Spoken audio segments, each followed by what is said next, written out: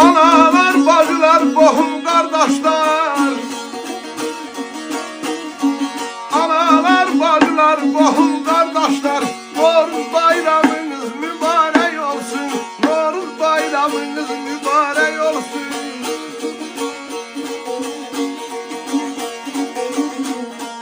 Gurbette yaşayan əziz soydaşlar,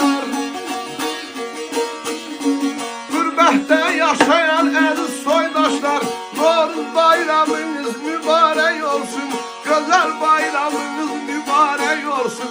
Noruz bayramınız mübarek olsun. Göçek bayramınız mübarek olsun.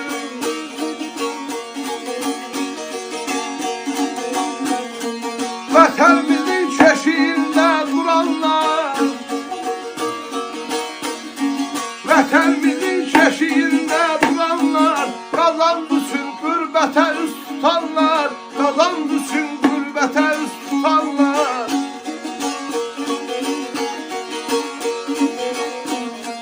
İsti yatağından ayrı qalanlar,